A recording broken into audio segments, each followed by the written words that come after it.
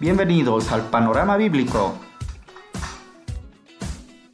Disfruta nuestro recorrido.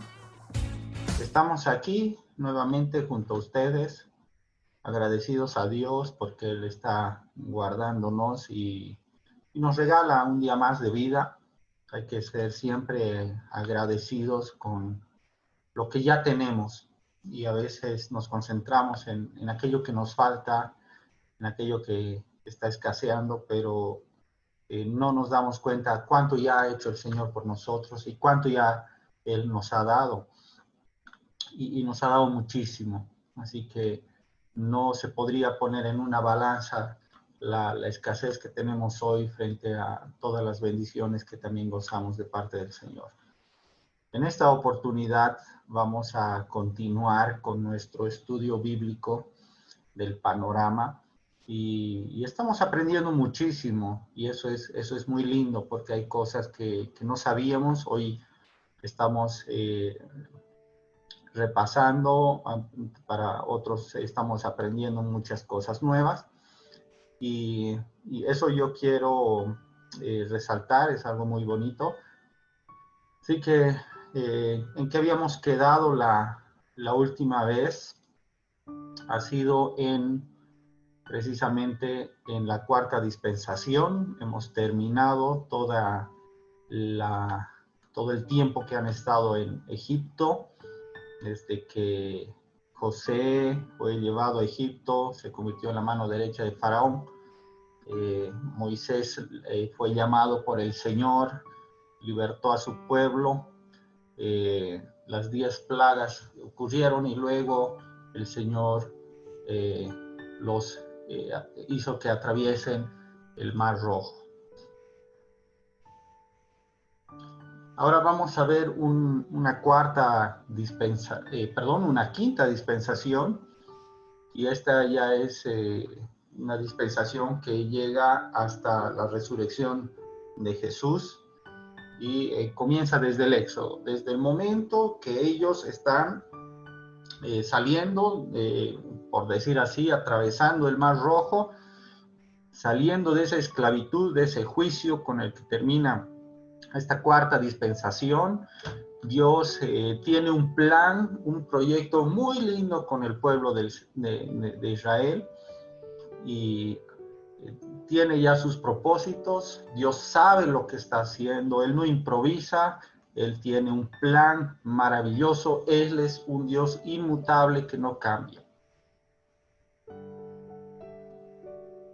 Así que Dios es un Dios que no cambia sus propósitos. El Señor tiene un plan y ese plan lo ha diseñado desde antes de la fundación del mundo. Él no improvisa absolutamente nada. Y así, con ese plan maravilloso, con las cosas que Él permite que van a suceder, y no en su soberanía, en su omnisciencia, el Señor sabe y no se escapa absolutamente nada de su control. Así que confiemos en eso.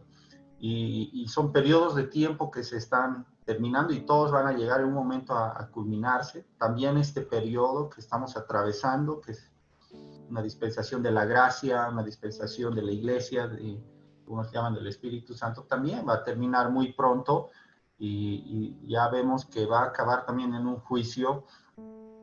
Pero alegrémonos porque será una etapa de nuevos tiempos, comienzos nuevos, y eso es lo bueno. Tenemos esperanzas en el Señor, que todo va a ir a mejor. Dios lo ha dicho en su palabra y va a cumplir su palabra. Y confiamos en su palabra porque es verdadera, es confiable y nunca ha faltado a su palabra. De hecho, todas las profecías que se han dicho se han cumplido a cabalidad y se van a cumplir las que aún estén faltando cumplirse. Volvamos a nuestra historia. ¿Qué sucedió saliendo de Egipto? Ustedes saben que ellos entraron 70 personas y salieron 2 millones o más de personas de Egipto. En la última plaga, por así decir, en el último suceso, Faraón permitió que salgan y salieron el pueblo de Egipto. Recordamos, ellos podrían haber hecho un recorrido a pie de 11 días, dice Deuteronomio 1:2. Sin embargo, el Señor tenía sus propósitos y los llevó por otro lado.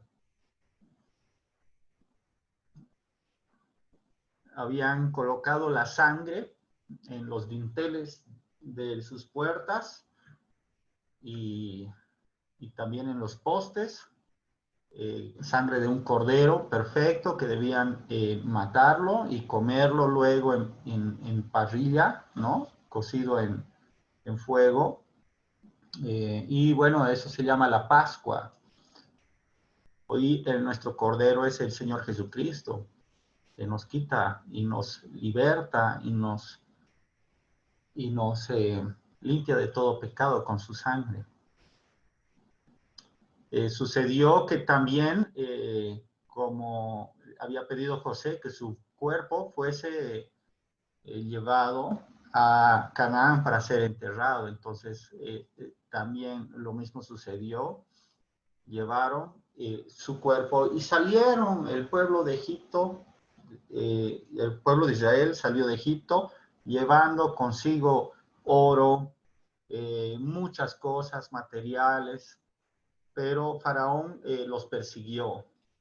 Y esa persecución fue hasta el Mar Rojo, donde el Señor produjo otro milagro, cuando ellos estaban ya atrapados, cuando tal vez no parecía que haya una solución, una aparente salida, pero el Señor quiso mostrar su poder. Él podía llevarles por otro camino, pero el Señor quiso demostrar su gloria, y eso es lo que sucede también.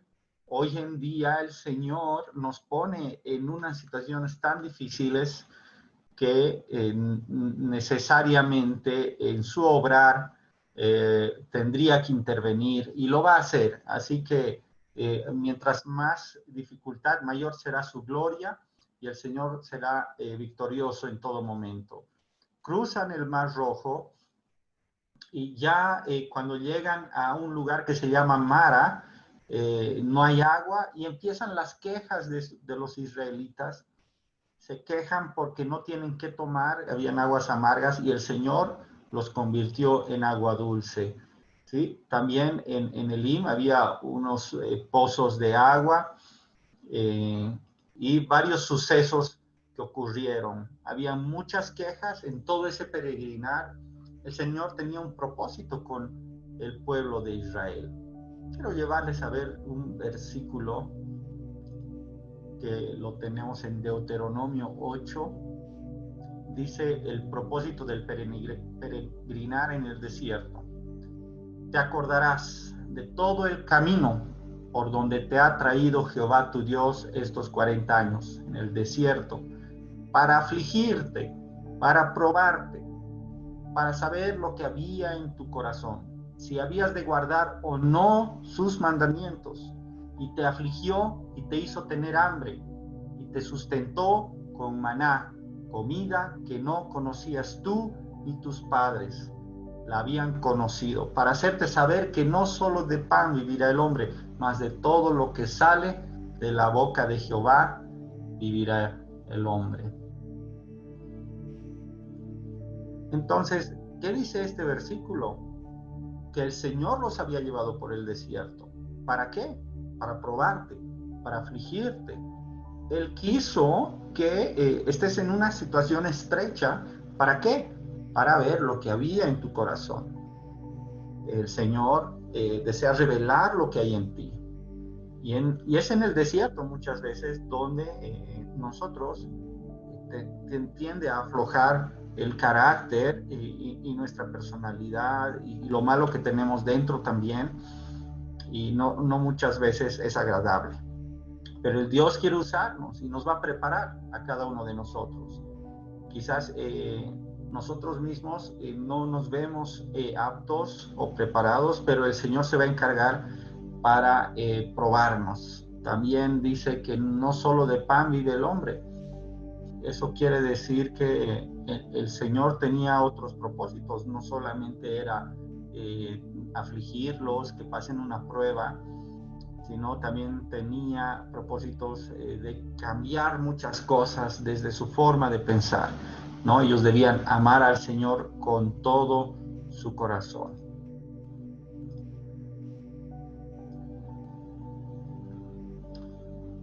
¿Y qué es lo que hicieron ellos? Muchas veces el pueblo de Egipto se quejaba que no tenía para comer, que no tenía para tomar, y eran unas quejas que decían era mejor en Egipto, siempre mirando atrás, y el Señor se enojaba muchas veces, pero Él no dejaba de ser misericordioso y les proveía.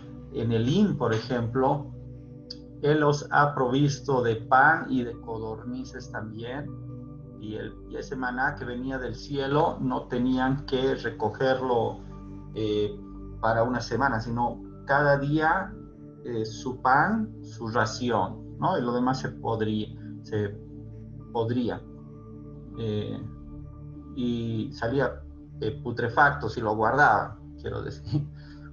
Entonces, debemos depender del Señor cada día, cada día. El Señor es misericordioso y no va a hacer que nos falte nada. Y si nos falta, el Señor se encarga ya de proveernos, ¿no?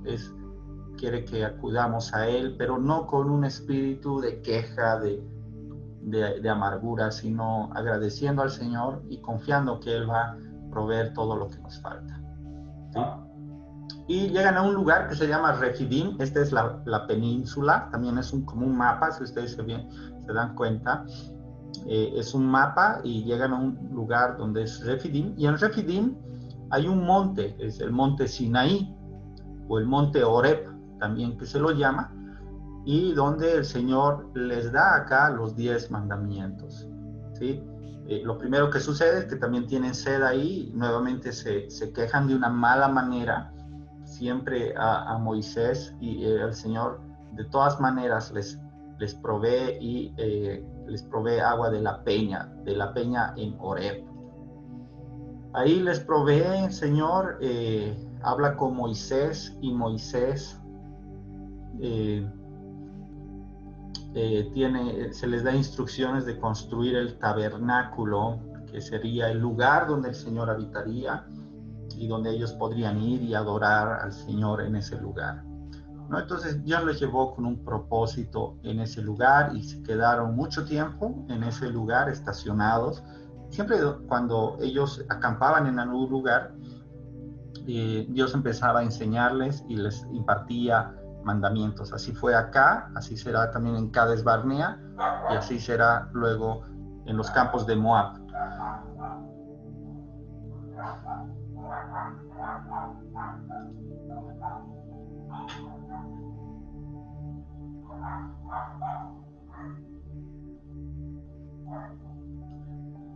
Es interesante notar que en ese momento, para reunirse todos en el tabernáculo, porque el Señor los llamaba ahí, sonaba una trompeta, ¿no? Hoy en día también sucede lo mismo. El Señor nos tiene en una espera donde en algún momento escucharemos la trompeta y nos reuniremos con Él. Qué lindo. Pues todo esto es una figura de lo que va a venir más adelante, ¿sí? Es como una sombra que refleja lo que realmente va a llegar a venir. Entonces, aquí se les imparte la ley, y quiero leerles un versículo acerca de la ley, porque les da, además de los 10 mandamientos, muchísimos mandamientos al pueblo, mandamientos de convivencia, sociales, sanitarios, de celebración de las fiestas, muchos mandamientos, ¿sí? De los que ellos reciben, y tienen que guardarlos, y eso es bueno porque el Señor quería que su pueblo se destaque frente a otros pueblos. dice la ley en ese tiempo, desde que el Señor les ha impartido esto, dice Gálatas 3:16, ahora bien, a Abraham fueron hechas las promesas y a su simiente. Eso es verdad. Vemos de la anterior dispensación, el Señor había dado a Abraham una promesa de que le daría esa tierra prometida en Canaán, ¿sí? Y aún estaba vigente esa promesa. El Señor lo va a dar y a su simiente, ¿no? Es decir, a una simiente. A través de Jesucristo nosotros obtenemos esa paz, ese descanso en nuestra tierra prometida. ¿Qué dice Gálatas 3:24 al 26? De manera que la ley ha sido nuestro ayo para llevarnos a Cristo, a fin de que fuésemos justificados por la fe. ¿Qué es el ayo? El ayo es como una enseñanza, como una nodriza, como alguien que imparte una enseñanza. La ley tenía ese propósito, tenía el propósito de llevarles a Cristo, de hacerles notar que necesitan un Salvador. Y la ley fue impartido. Y esa ley les decía a ellos de su obrar, ¿no? De qué era bueno, qué era malo, qué debían hacer y qué no debían hacer. Es, por ejemplo, el Señor, en sus propósitos que Él tiene con todos nosotros. Él no improvisa, Él es inmutable, Él no cambia. Pero el Señor, en su actuar, en la manera en que Él obra de diferente manera, de acuerdo a la dispensación y de acuerdo a los tiempos, ¿no? El Señor obró en una manera con los patriarcas, obra de otra manera en esta dispensación de la ley, y ha obrado y está obrando de otra manera. Y aún con los personajes Él obra diferente. Obra de diferente manera con Moisés. El encuentro que ha tenido con él ha sido particular. Ha sido un encuentro particular con Isaías, un encuentro con David, todos de manera distinta. El mismo Dios, no digo que ha sido diferente el Señor ha sido siempre el mismo. Y así como el Señor me ha hablado a mí, me ha llamado a mí, también te ha hablado y te llama a ti, y es el mismo Dios, pero su obrar es distinto. Es como si yo tengo también 2 hijos y son de distintas edades, de distintos caracteres, y pues ellos reciben un trato algo distinto. No actúo lo mismo con la menor y tampoco actúo lo mismo con el mayor, ¿no? No vamos nosotros a obrar y a hablar de una manera al bebé y que lo haríamos con una persona adulta, ¿no? De 18 años. Entonces, de acuerdo al momento, de acuerdo a la persona, de acuerdo al entorno, al escenario, de acuerdo a muchas cosas, nosotros que somos los mismos, ¿no? Somos los padres, por así decir, hablamos de distinta manera, ¿no? Para que puedan entender. Luego va creciendo y también los hablamos de distinta manera. Y el Señor, en diferentes dispensaciones, ha ido hablando y obrando de manera distinta y de manera particular. Pero Dios es inmutable y Él ya ha tenido un plan y no está improvisando. Su plan ya lo ha establecido desde antes de la fundación del mundo, ¿no? Y quienes cambian somos nosotros, los hombres somos cambiantes.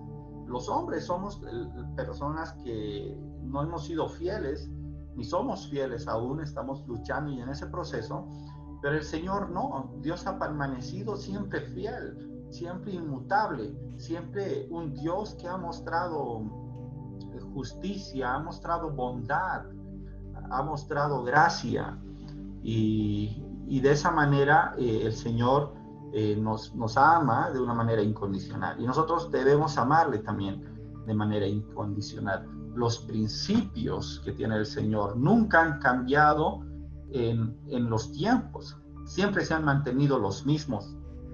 En la ley de Moisés vemos el principio que regía sobre el diezmo, el principio que regía sobre amar al prójimo, ha sido el mismo, porque Dios es inmutable. Él no cambia en su carácter, en su esencia, en su bondad, en sus atributos.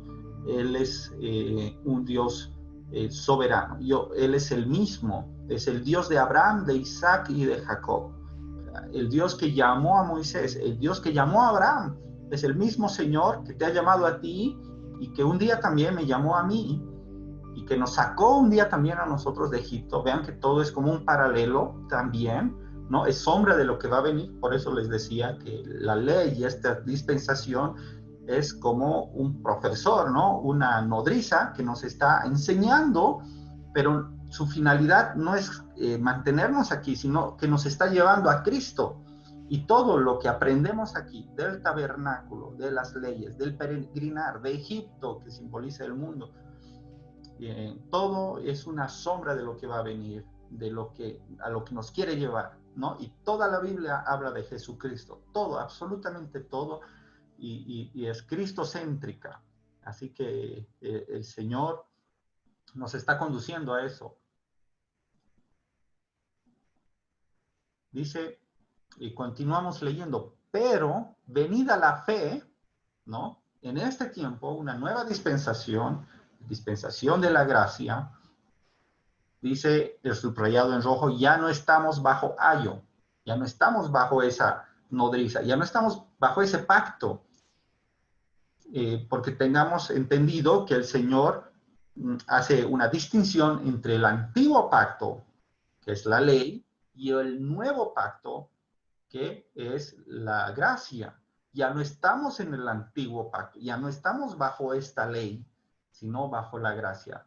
El Señor muchas veces habló, ¿no? Moisés dijo, mas yo os digo, ¿no? Había mandamientos, los mandamientos de Moisés, claro que han sido dados por el Señor, pero decía también, mas yo os digo, antes se decía, ojo por ojo, mas yo os digo, antes no debían adulterar, pero yo os digo, cualquiera que mira, ¿no? Que codicia. Entonces el Señor, bajo el mismo principio que se tenía en el Antiguo Testamento, Él establece nueva ley, ¿no? Nuevos mandamientos, quizás más estrictos hoy, ¿no? No es que la ley era más estricto antes, no. Hoy también aún es más estricto, ¿no? El Señor trata de cambiar nuestra manera de pensar, de manera de ver las cosas. Ya no estamos bajo ayo, pues todos sois hijos de Dios por la fe en Cristo Jesús. Todos somos los hijos del Señor. El Señor, si bien ha introducido en esa época la ley y nos ha hecho dar cuenta que éramos pecadores, que no podíamos guardar la ley, pero el Señor también ahora nos ha provisto de su Espíritu Santo, que cuando nosotros creemos, Él nos redarguye y también Él nos enseña. Entonces no estamos solos, tenemos al Señor y Él nos va a ayudar a salir victoriosos, a saber, a conocer más de Él. Y eso es bueno. Antes el Antiguo Testamento, el Espíritu Santo venía sobre algunas personas específicas y por periodos cortos de tiempo. Hoy en día no. Hoy mora en el creyente, cualquiera que cree en Él, el Espíritu Santo va y mora en la persona, ¿no? Cualquiera, porque dice el Señor, y derramaré de mi Espíritu sobre toda carne.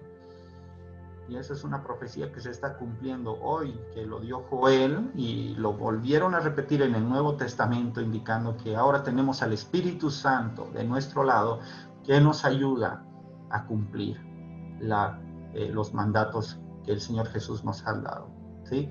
No tenemos que guardar la ley de Moisés, ¿no? No estamos en ese antiguo pacto, por algo es antiguo, dice Hebreos, ¿no? Por algo es el viejo, porque ya se ha cumplido la ley, ¿no? Lo cumplió Jesucristo, pero desde Jesucristo hay un nuevo pacto, ¿sí? No tenemos que guardar el sábado, ya no estamos restringidos de comer como los judíos cerdo, no estamos restringidos de comer conejo, avestruz, animal que no tenían escamas, bueno, hay muchas cosas, ¿no? Pero el principio permanece, ¿no? El principio que que el Señor tenía en ese principio de comer sano, ¿no? De alimentarse bien, de guardar higiene, de pensar en el prójimo, de amar al Señor sobre todas las cosas. Esos principios hoy también se los tiene y se mantienen.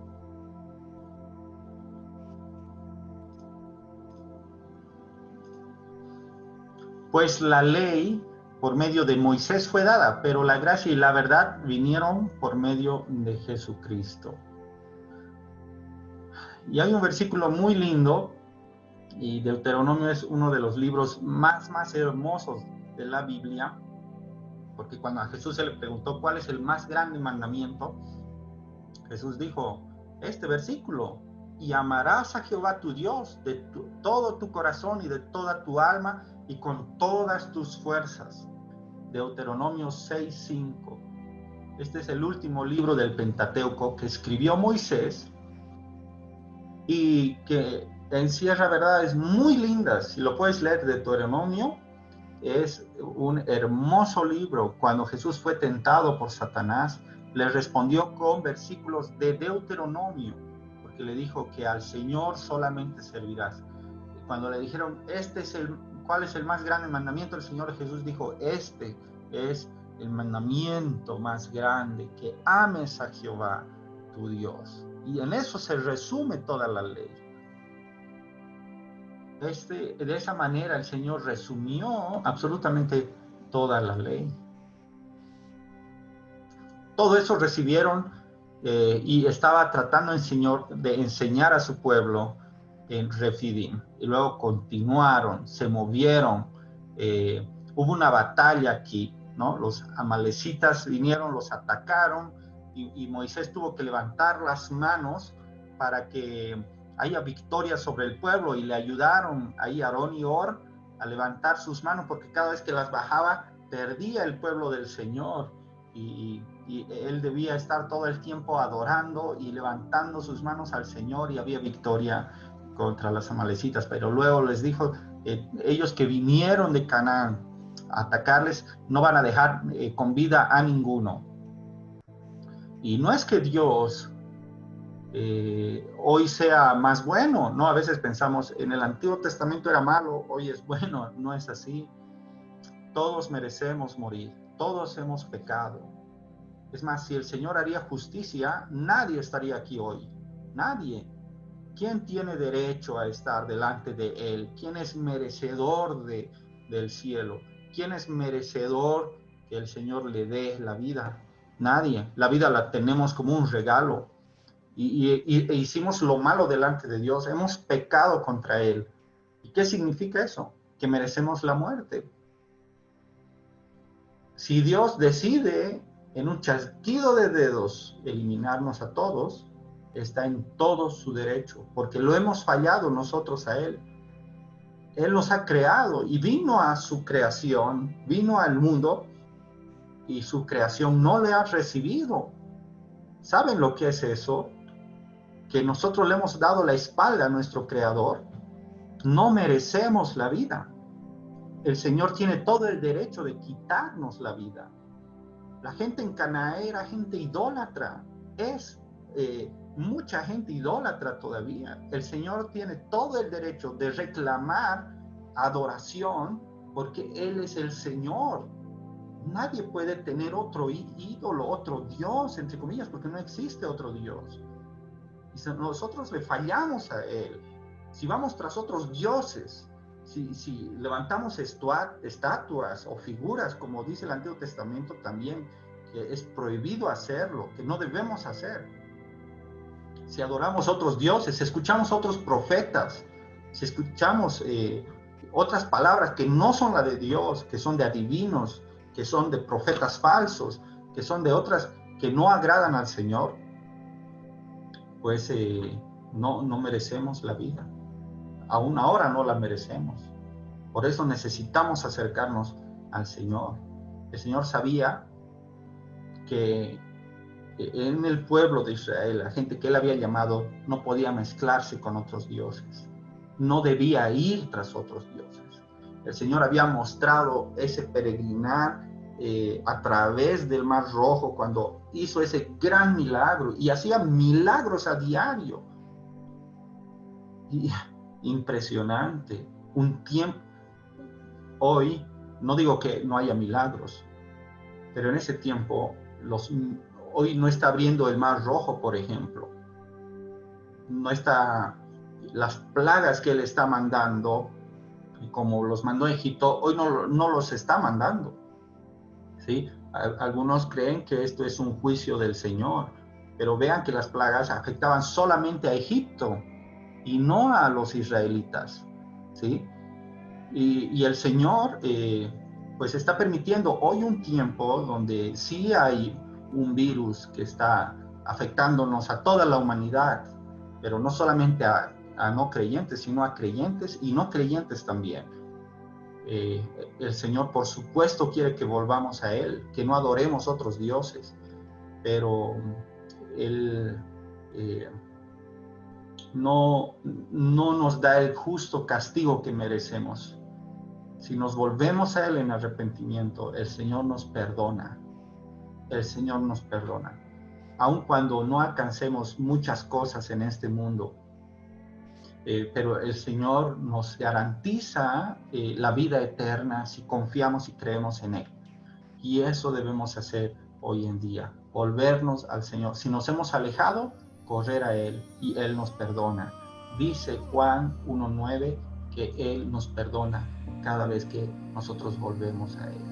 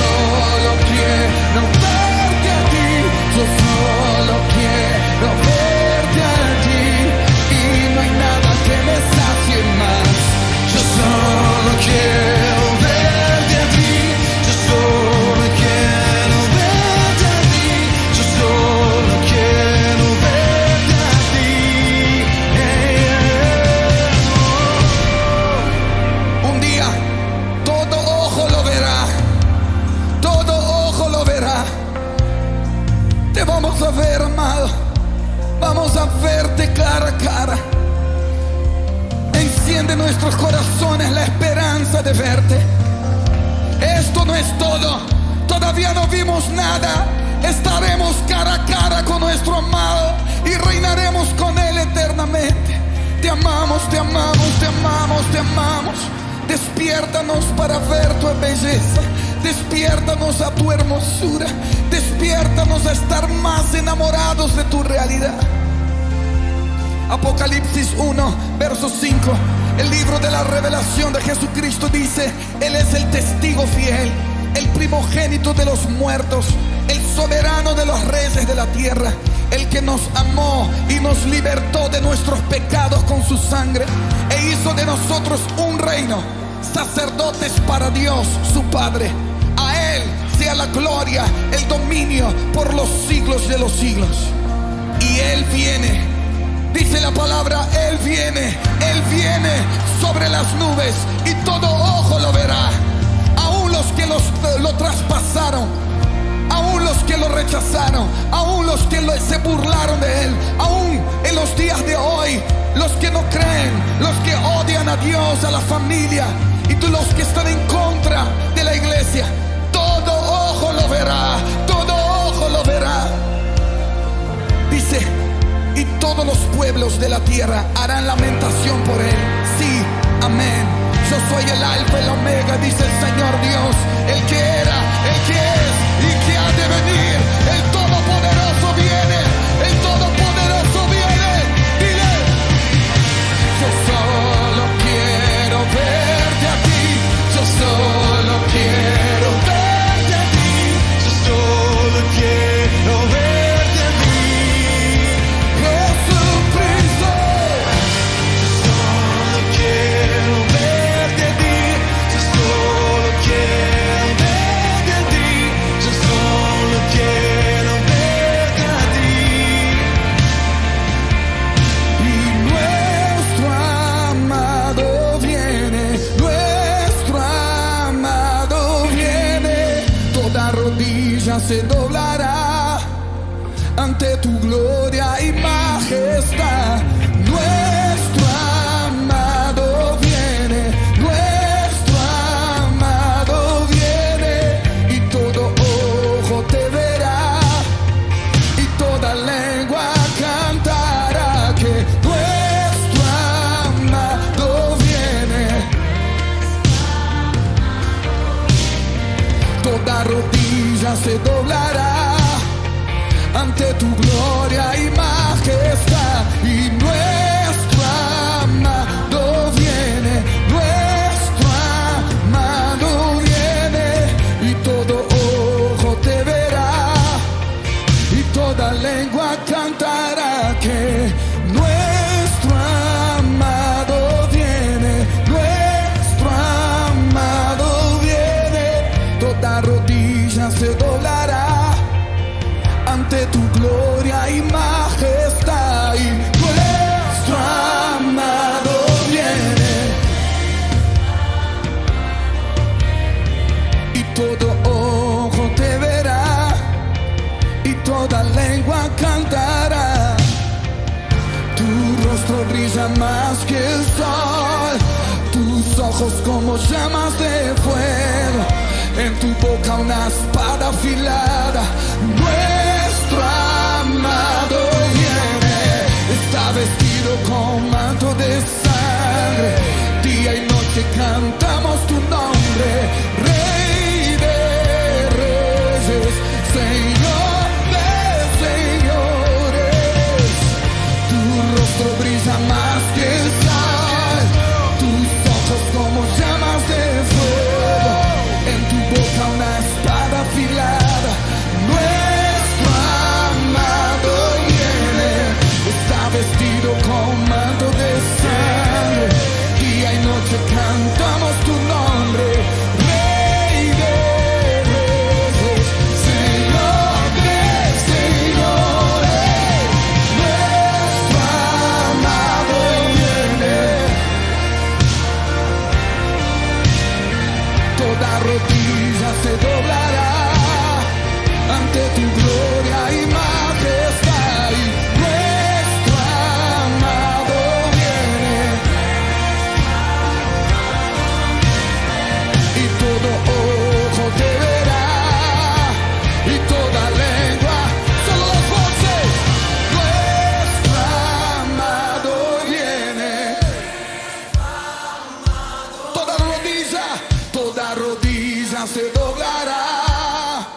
ante tu gloria y majestad, y nuestro amado viene,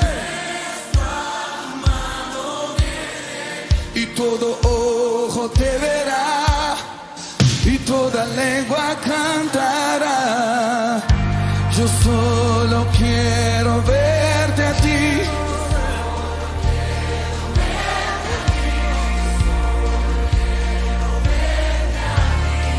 Y no hay nada que me sacie más. Yo solo quiero ver.